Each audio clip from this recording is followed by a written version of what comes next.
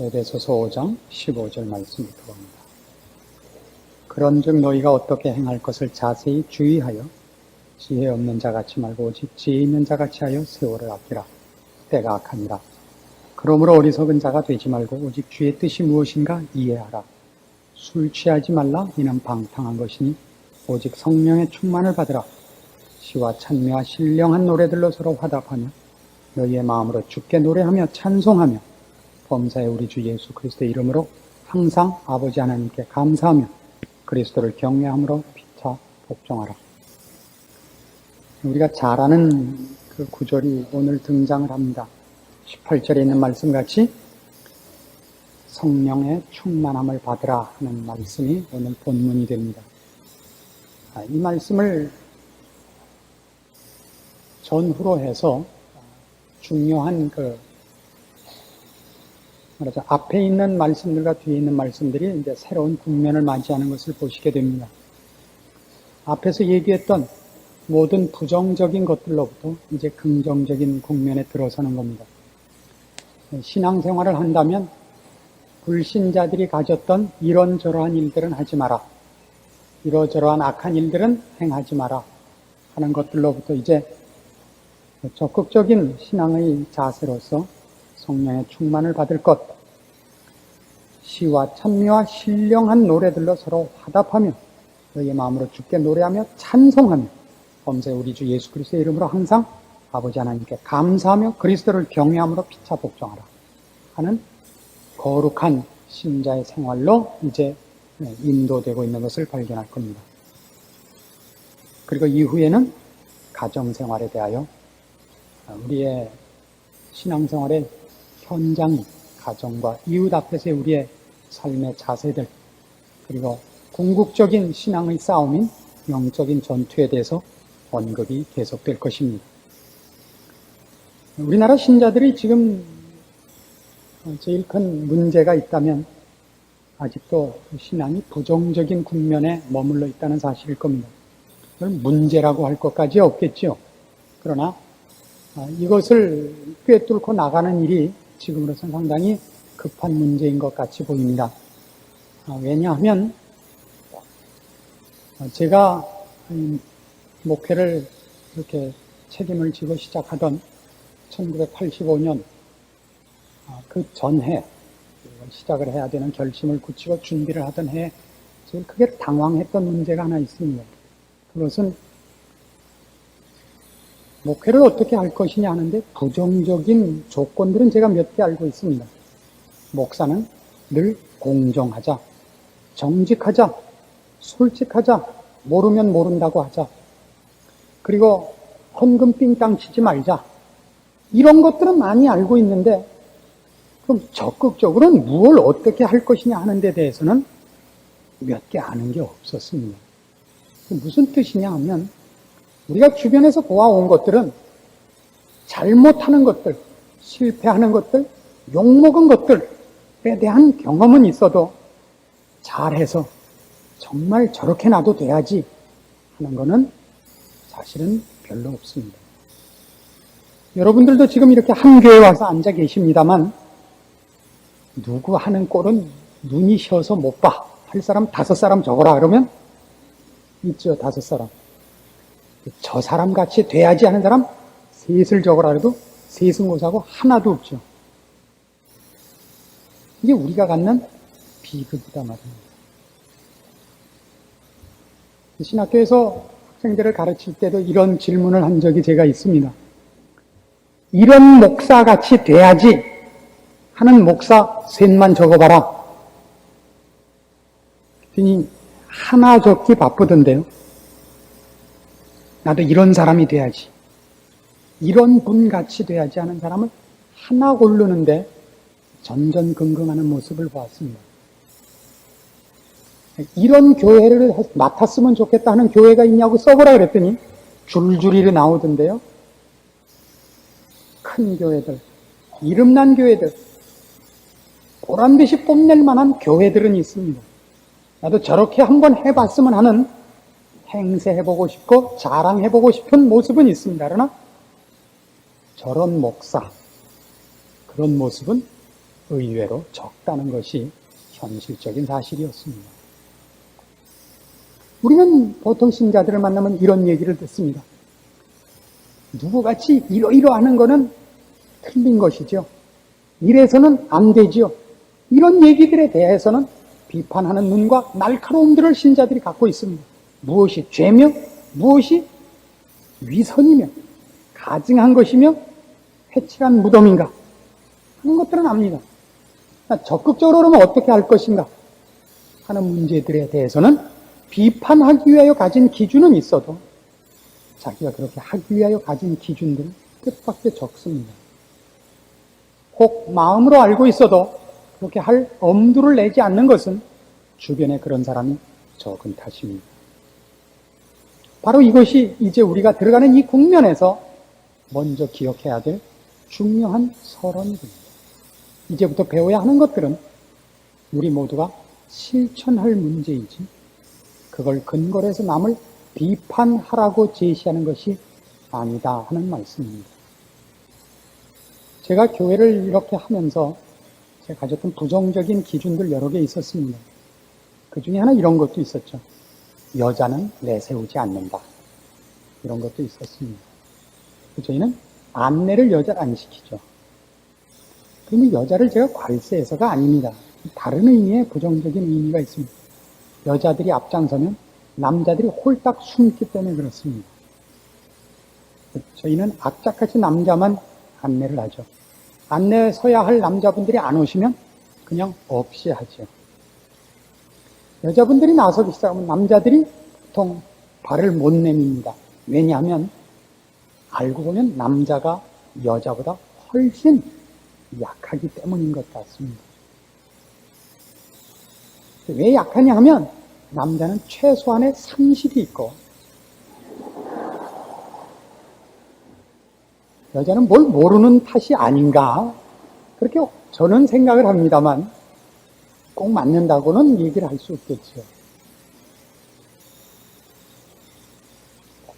우리의 열심 내는 것들이 성경이 요구하는 것들로 기준이 마련되어서 그 궤도 위를 달려가는 기차가 되기를 바라는 것입니다. 그게 이제 오늘 중요한 문제가 나옵니다. 술 취하지 말라 이겁니다. 술 먹지 않으면 이 본문을 지킨 것이라고 생각하는 건 참 큰 보상입니다. 저도 종종 술을 합니다. 아주 큰 발언이죠. 박 목사는 술을 한대. 야, 목사도 한다는데 우리가 못할 거 뭐 있냐? 하지요. 저는 참 많이 했습니다. 제가 좋아하는 술은 나폴레옹 꼬냑입니다. 그전에는 두꺼비표를 마셨는데 나폴레옹으로 바꿨죠. 왜냐하면 제가 이제 허리가 아프니까 웅감을 먹는 기회가 이제 많습니다. 웅감을 녹여서 먹어야 되는데 그걸 독한 알코올에 녹여 먹습니다. 그래서 보통 두꺼비표 사이다에다 이제 녹여 먹지 않습니까? 그럼 몹시 쓰고 맛이 없습니다. 가뜩이나 쓴 술에다 탔으니 쓰다 못해 정말 아주 그 맛이 나빠요. 근데 좋은 술이라는 건 그런 때 좋은가 봐요. 나폴레옹 꼬냑에 타면 훨씬 먹을 만해요.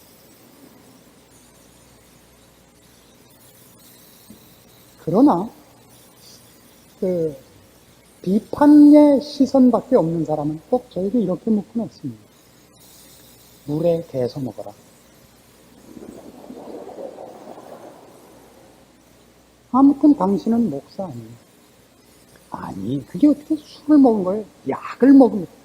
아니, 글쎄. 그럼 내가 묻는 말에 들어가요. 나폴레옹 꼬냑은 술이지. 예. 술에다 뭘 탔든 술을 마신 건 사실이지. 예. 그럼 뭐겠지? 무슨 소리야? 3단 논법이죠.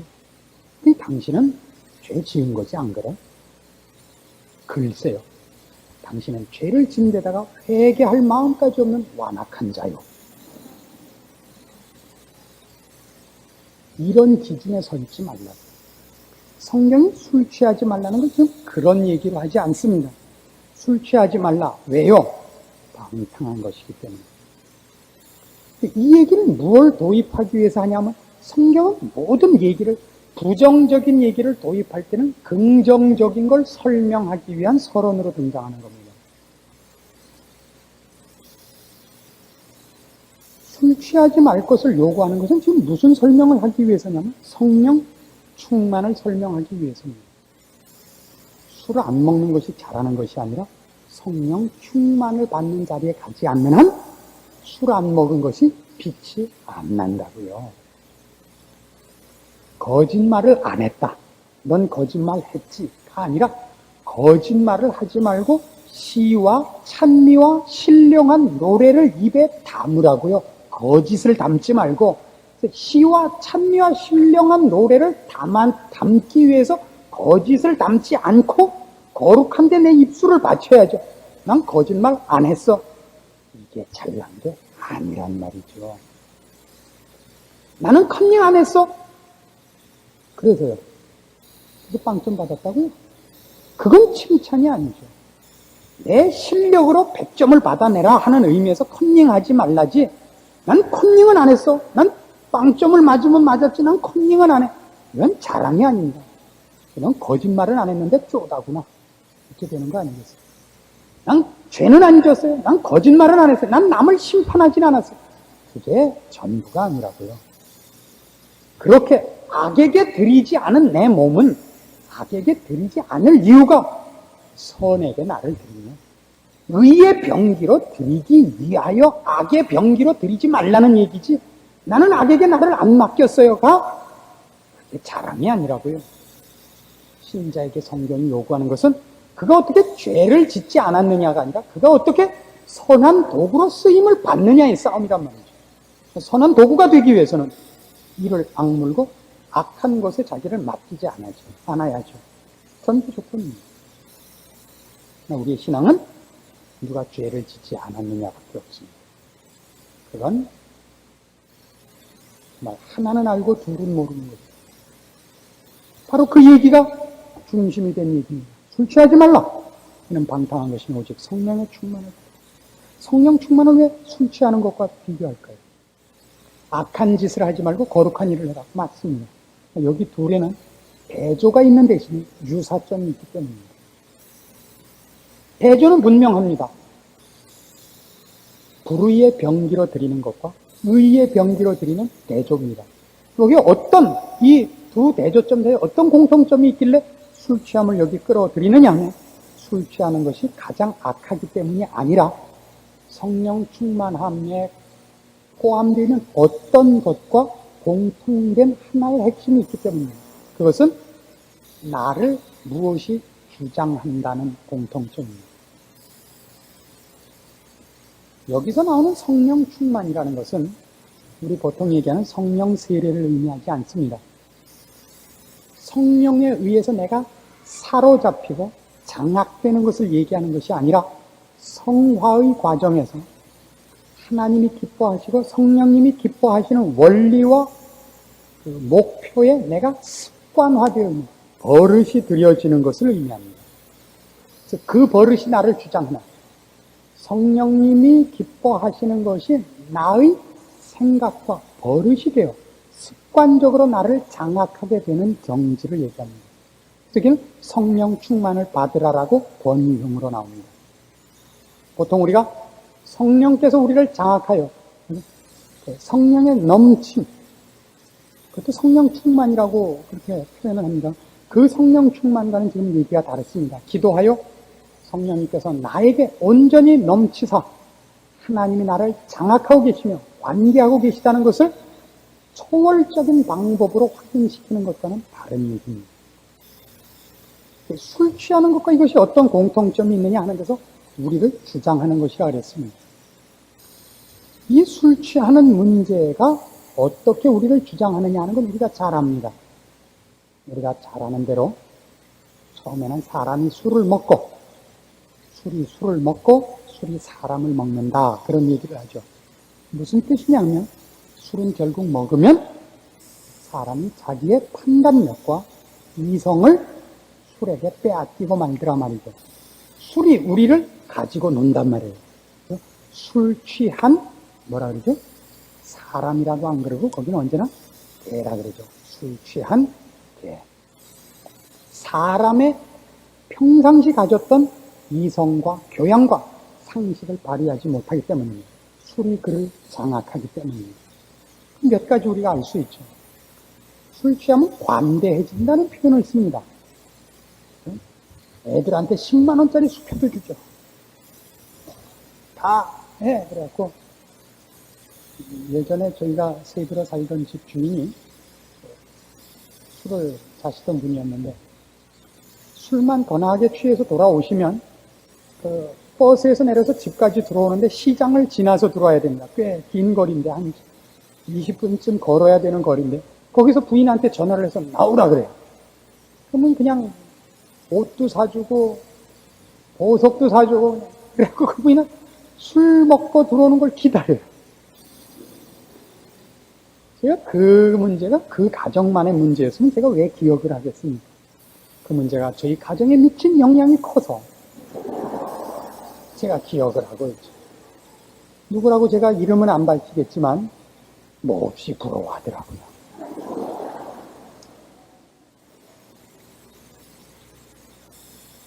그게 관대해지는 게 아니죠. 평상시라면 상식적 차원에서 할 수 없는 짓을 하는 겁니다. 10만 원이 무엇을 의미하는지를 모르게 되는 것입니다. 우리가 옷을 하나 사는데도 얼마나 많이 고릅니까? 그렇죠? 이걸 하나 사면 월부로 몇 달을 하면 그동안에 어떻게 생활은 꾸밀 것인가? 어떻게 나갈 것인가?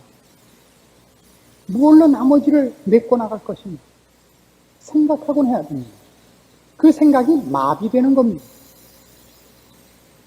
그의 대뇌를 완전히 마비시켜서 있는 것을 절제하거나 생각하지 못하고 모두 흘려버리도록 하는 것이 술의 힘이지. 술을 먹으면 담대해진다 그러죠, 또. 그래서 어떤 소심한 남자들은 사랑하는 여인에게 프로포즈를 해야겠는데 용기가 없어서 술을 마시고 장차 처갓집에 가고 대문을 팔길로 걷어차면서 다 나와! 라고 외쳐가지고 그냥 뺨 맞고 나오는 그런 사태를 당하고 그걸 용기라고 생각하십니까? 용기가 아니죠. 맨정신이면 할 수 없는 짓을 하죠. 지나가는 버스 앞을 가로막고 지나가봐. 길거리에 서갖고 휘하를 한다든가. 평상시라면 할 수 없는 짓을 하는 겁니다. 그걸 용기 있다고 생각하십니까? 아니죠. 사람이 사람 아닌 것이 됩니다. 그의 가장 중요한 사고력을 탈취당하는 것이 술 취함입니다. 그런 의미의 공통성을 가진다 이겁니다. 성령 충만이다. 왜 이렇게 얘기가 진행돼야 되느냐 하면 우리는 본성적으로 죄에 물들어 있는 사람입니다.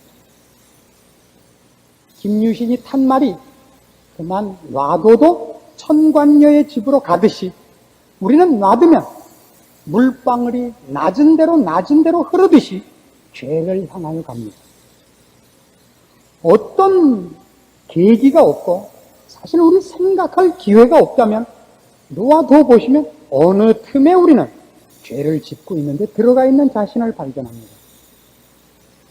하나님이 우리를 긍휼히 여기서 생각할 것, 슬픔과 상처와 좌절을 주시기 때문에 인생에 대하여, 인간에 대하여 생각하게 되고 그래서 진리를 붙잡고 있는 것이지 만일 태평하다면 여러분 우리가 이 자리에 있으리라고 생각하십니까?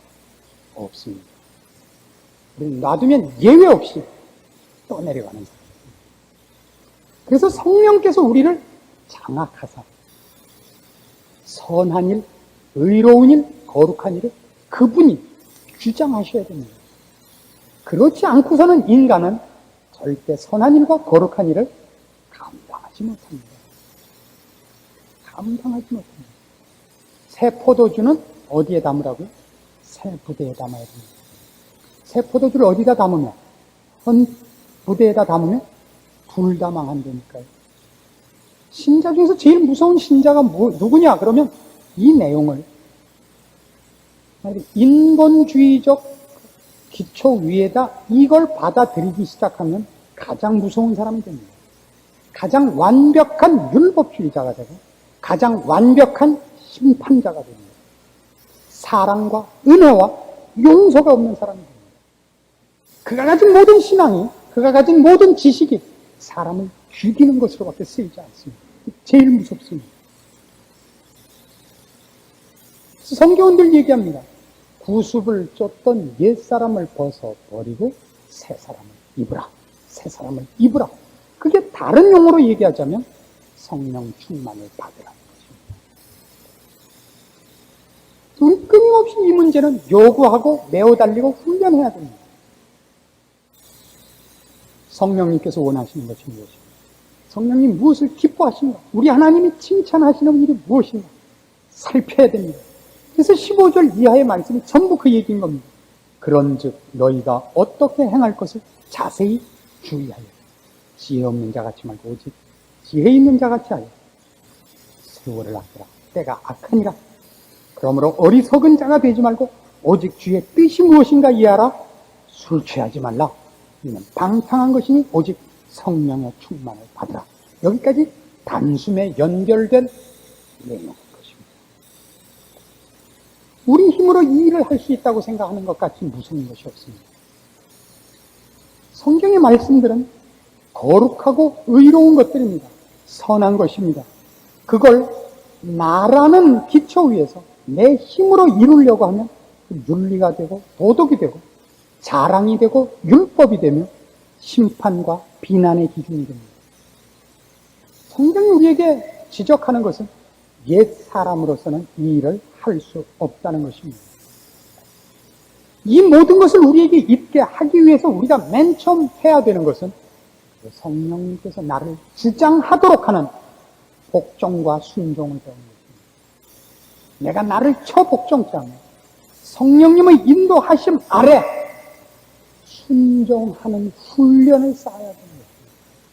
그것이 아주 급한 훈련 중에 하나입니다. 신자란 결국 그의 생애에서 이 싸움을 하는 사람일 것입니다. 이것을 성공하느냐 실패하느냐로 그가 구원을 얻는다 못 얻는다는 얘기는 아닙니다. 신자는 예수 그리스도를 믿은 것만으로 예외 없이 천국에 갑니다. 예외 없고 실패자 없습니다. 낙오자 없습니다. 천국에 갑니다. 그가 어느 만한 수준과 아름다운 모습으로 천국에 들어가느냐는 건 결국 이 싸움일 것입니다. 그리고 그것을 위하여 하나님은 우리에게 이 남은 여생을 허락하시는 겁니다. 우리에게 허락되어 있는 이 여생 동안에 말하자면 예수를 믿었음에도 불구하고 남아있는 인생 동안에 여러분이 하셔야 할 일은 이 싸움입니다. 성령 충만을 받는 것입니다. 성령께서 나를 장악하며 나의 인생의 목표와 원리와 방법과 자세와 태도와 인격이 성령님 기뻐하시는 것으로 물드는 것입니다. 버릇이 드는 것이고 홀딱 그것으로 바뀌는 것입니다. 그렇지 않은 것은 술 취한 것입니다.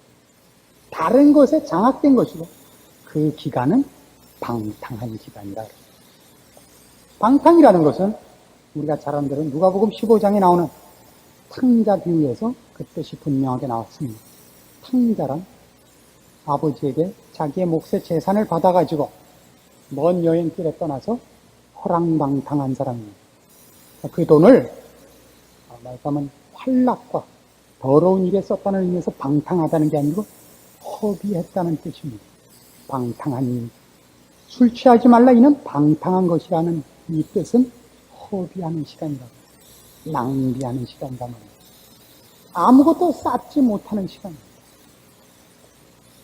우리의 장래의 영광과 우리의 목적지에 도움이 되는 것이 아닌 시간인 것입니다. 그것이 방탕한 시간입니다. 그러니까 이건 술에 관한 얘기만은 아닌 것입니다. 술 취함을 이 장악된 것 때문에 누가 우리를 장악하느냐 하는 것 때문에 술 취함을 꺼내놓은 것이지 술 먹는 것이 가장 큰 죄라는 것이 아니라 방탕한 것이면 뭐든지 다 이 문제에서는 가장 크게 경계해야 될 죄인 것입니다. 그 중에 가장 어리석은 게 뭐죠? 맹한이 있는 거죠. 그것같이 한심할까요? 까짓거 나서 술이나 자시고 계시면 그거만큼 나아요. 그래도 맹한히 앉아가지고 죄도 못 짓고 선한 일도 못하고 시간만 보내고 있는 거. 고시도 파는데 옆에 앉아서 치지도 않고 광도 안 팔고 고리 깽도 못 듣는 사람. 이건 정말 한심한 사람이에요. 아니 들고만 있다 죽으면 될 거 아니에요. 정 못하겠으면. 혹시 알아요? 광이나 한 3개 들면 광값만 받아도 하루 종일 꽤 벌어요. 그건 맹한히 앉아요. 테레비 켜놓고 친구들 불러다 고시도 시키고 들락날락 하면서 수박이나 깎아다 주고 부채질하고 앉아있는데 이게 제일 한심한 사람이에요. 그거보다 죄 짓는 게 낫다고요? 둘 다 똑같다 말이죠. 죄를 결정적으로 짓지 않고 있는 것으로 너무 안심하고 있단 말이에요. 공부 안 하고 나가 놀고 중학생밖에 안 된 게 가서 연애하고 그러면 한심하죠. 그리고 연애하는 건 왜 뭐라 그러죠? 연애 자체가 잘못이 아니라 그것 때문에 해야 할 공부를 안 하니까 연애하는 걸 뭐라 그러지? 연애하는 게 뭐이 잘못이에요? 결국은 결혼해서 살아야 되는데 일찍 잡아놓으면 이익이죠. 근데 그걸로 인해서 지금 해야 할 공부를 안 하니까 연애하지 말라는 거지. 그래서 난 연애 안 해요. 그래서 집에만 오면 맹 놓고 앉아있으면 뭐라고 욕하죠? 야, 너네 연애도 못하냐? 그땐 그렇게 욕하지 않아요? 여러분은 뭐예요? 지금 웃을 때예요, 이게? 어리석기는 한이 없어가지고 남의 얘기하는 줄 알고 그냥. 신자들이 또 그렇습니다. 악은 안 행해요, 분명히. 주일날도 지키고 3일 전입 동안 오면 뭐 듣나요? 삐딱하게 앉아있고 안 오면 캥기니까 11조도 내죠. 그런다고 무슨 거기에 대해서 칭찬이나 받나요? 안 내면 터질까봐 내는 거죠. 평생에 뭐 신앙생활 한 건 한 개도 없어요. 죄를 진 건 없어요. 그러니까 그래서 그만 해 보이죠. 시험만 보면 빵점인 거예요. 아니 쟤야 연애 걸고 술 먹고 극장 구경 가느라고 공부 못해서 빵점이지만 이 왼수는 집에 가기만 하면 나온 일이 없는데 왜 빵점이냐 말이에요. 도대체가 똑같이 꾸중하고 있는 일이라고요. 그건 방탕한 일이라고요. 그러니까 앞에서 뭐라 그랬어요? 세월을 아끼라고요. 세월을 아끼라고요. 지금까지 신자들의 신앙생활의 기준이 결국 이거 하나라고요. 죄를 졌냐 안 졌냐란 말이에요. 아닙니다. 앞으로 가고 있냐 안 가고 있느냐를 물어보셔야죠. 하나님께서 원하는 신자의 아름다운 자리를 훈련하고 있느냐, 희망하고 있으며 절실하게 목말라 하고 있느냐, 연습하고 있느냐, 애타하느냐, 그래서 어느 만큼 훈련했느냐 이걸 물어야지. 난 극장 구경 안 했어. 난 연애 안 했어. 난 거짓말 안 했어. 이게 아니라고요. 이것이 오늘날 신자들의 큰 병 중에 큰 병. 사실은 그런 의미에서 술 취함이라는 단어는 조금 한 걸음 더 들어가는 어떤 다른 메시지를 포함합니다. 그게 뭐냐 하면 사도행전 2장에 나오는 이런 말씀입니다. 사도행전 2장 1절 말씀부터 봅시다. 오순절 날이 이미 이름에 저희가 다 같이 한 곳에 모였더니 호련히 하늘로부터 급하고 강한 바람 같은 소리가 있어 저희 앉은 온 집에 가득하며 불의 혀같이 갈라지는 것이 저희에게 보여 각 사람 위에 임하여 있더니 저희가 다 성령의 충만함을 받고 성령이 말하게 하심을 따라 다른 방언으로 말하기를 시작하니라. 이 성령 충만은 지금 오늘 우리가 다루는 성령 충만하고는 다른 것입니다. 성령의 나타남, 성령이 우리를 장악하고 계시는 초월적인 임재를 나타내 주시는 것입니다. 우리가 오늘 다루고 있는 에베소 5장 18절은 성화의 과정에서 우리가 어느 만큼 하나님께서 요구하시는 성품, 기뻐하심에 내가 변화되어 들어가 있는 모습인가에 관한 얘기입니다. 그러나 여기에 유사한 어떤 일이 있어서 그렇습니다. 이 일로 인하여 사도들이 뛰어나가서 담대히 그리스도를 전합니다. 거기에 대한 반응을 보려고 그래요. 12절. 다 놀라며 의혹하여 서로 가로되 이 어쩐 일이냐 하며, 또 어떤 이들은 조롱하여 가로되 저희가 새 술이 취하였다 하더라. 새 술이 취하였다 하더라. 여기 우리가 생각해볼 술 취함에 관한 어떤 힌트가 있기 때문입니다. 즉 이쪽 제3자가 볼 때 사도들이 이때 행동이 제정신 갖고 하는 짓 같지 않더라 말입니다. 이 대목입니다. 어떤 의미로 얘기해서 예수를 믿는다는 건 가만히 앉아있을 문제는 사실은 아닙니다. 그건 조금은 미친 지경에 들어가는 것이 사실입니다. 이 미친 경지가 두 개가 있어요. 유치하게 미치는 경지가 한 번 있고 고급하게 미치는 경지가 있습니다. 그 사이에 뭐가 있냐면 제정신으로 돌아온 냉랭해지는 기간이 있습니다. 그러니까 아주 아주 제가 한국말이 갑자기 생각이 나는데 러프하게 나눠서 귀국한 지 얼마 안 돼갖고 한국말이 생각이 잘 안 나요. 처음에 예수를 믿으면 가정에서 어려서부터 예수를 믿어온 사람은 잘 모르십니다만 중간에 믿은 사람들에겐 거의 예외 없이 하나님을 알게 된 기쁨이 그를 장악합니다. 그때 기쁨은 대단합니다. 찬송이 눈물 없이 나오지 않고 성경 말씀이 달지 않은 것이 없습니다. 그래서 그를 가만히 있지 못하게 합니다. 뛰어나가서 말씀을 전하고 남들을 흔들게 합니다. 술 취함과 비슷합니다. 술 취해서 앞뒤를 재지 않듯이 저거 갑자기 어떻게 됐나? 분명히 제가 어떻게 됐어 라는 것이 두드러지게 나타난다고요. 근데 그렇게 하던 것이 어느 경지에 이르면 좋고 기쁘던 것이 지식으로 쌓여지는 과정을 통과하게 됩니다. 자기가 받았던 감격들이 지식으로 쌓여지는 그 지식이 정리되는 기간은 그때 기뻐했던 것들로서 알고 있었던 지식들이 유치한 것이라는 걸 발견하게 됩니다. 유치하다는 건 나쁘다는 의미가 아니라 그 앞에 아직도 많더라고요. 그때 그게 전부인 줄 알고 내가 너무 기고만장했구나 하는 그 부끄러움 때문에 그 다음에 약간 냉소적인 신앙인이 됩니다. 그래서 이렇게 기뻐하고 이러는 사람을 좀 이렇게 괄세하는 그런 때가 옵니다. 그래서 울면서 기도하고 찬송하고 이러면 나도 다 해봤어. 이렇게 되죠. 그런 게 아니야. 어쩌면 한국교회는 지금 이 단계에 들어오고 있지 않는가 싶습니다. 이건 조금 또 잘못입니다.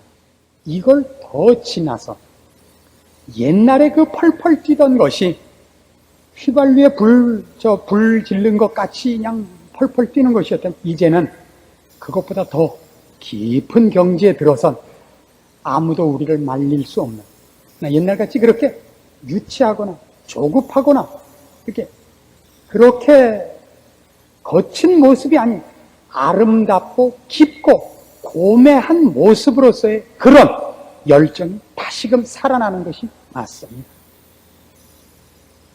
그러길래 모두가 옥중에서도 찬송을 했던 것이고 환난과 핍박 속에서 감사를 했던 것입니다. 그것이 없다면 그런 식의 하나님의 간섭과 힘과 위로가 없다면 신앙이라는 것은 어떻게 순교로 이어올 수가 있습니까? 어떻게 그토록 강한 증언이 있을 수 있으며 하나님이 함께 하셔서 일어나는 일이라고 얘기할 수 있겠습니다. 이것이 성경이 약속하는 더 고차원적인 신앙의 경지인 것입니다.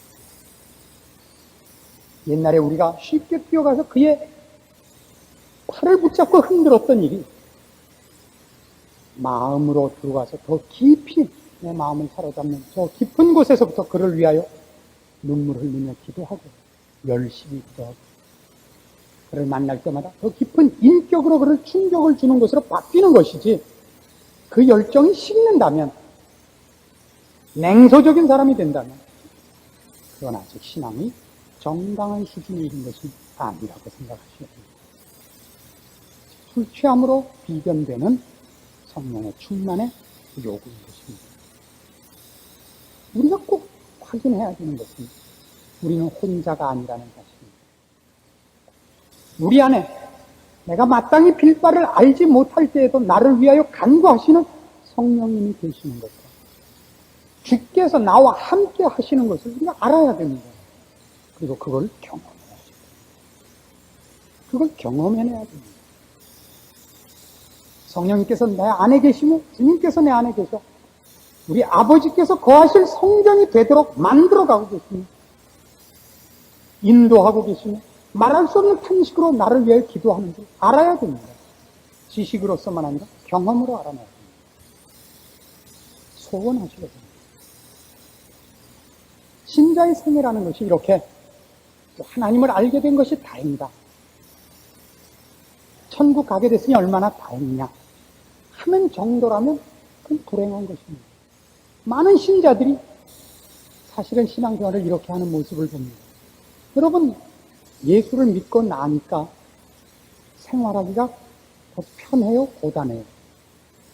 예수 믿고 나서.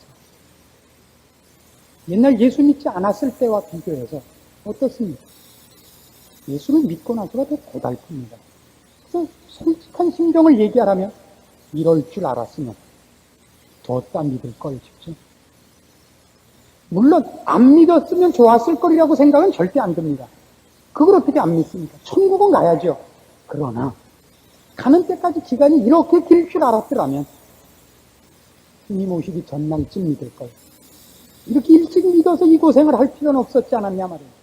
그러나 이제는 알았으니 그만둘 수가 없잖아요. 아닙니다.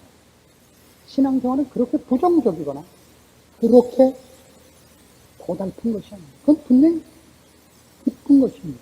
하나님의 나라는 성령 안에서 의와 평강과 희락입니다. 그걸 놓치고 있으면 우리가 지금 뭔가 틀리고 있는 것입니다. 그렇게 생각하셔야 옳습니다. 나에게 왜 이 예수 믿는 기쁨이 없는가라고 물어보셔야 됩니다. 나에게 왜 하나님을 안 자랑이 없는가? 모든 현실적인 문제 부닥칠 때마다 나는 그 문제에서 답답한 마음과 원망스러운 생각만 하나님께 드는가 생각하셔야 됩니다. 기껏 하나님 믿어드렸더니 이런 일 하나 안 해주시고, 그렇죠? 애 하나 학교 못 붙여줄 게 뭐예요? 천지를 만드신 능력이 누가 뭐 큰 거 해달래요? 학교 하나 붙여달라는데,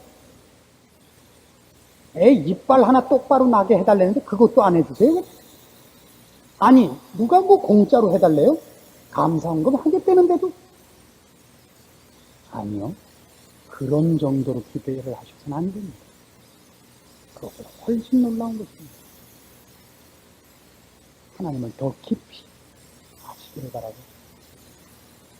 우리를 사랑하시는 그의 사랑과 약속이 무엇인지를 여러분 더 많이 알게 해달라고 구하시기를 바랍니다. 여러분이 얻지 못한 건 구하지 않기 때문입니다. 구하지 못하는 이유는 성경식으로 얘기해서 하나님을 너무 모르시기 때문입니다. 하나님을 너무 모르시기 때문입니다. 여러분의 모든 답답한 것과 이 재미없는 인생이 하나님 탓이 아니라 여러분 자신의 탓이라는 것을 인식하죠.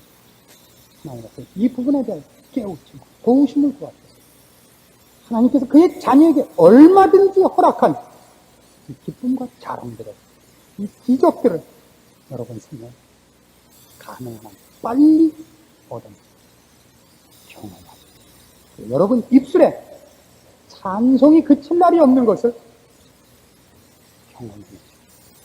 기도하십시오. 하나님 아버지의 은혜를 감사합니다.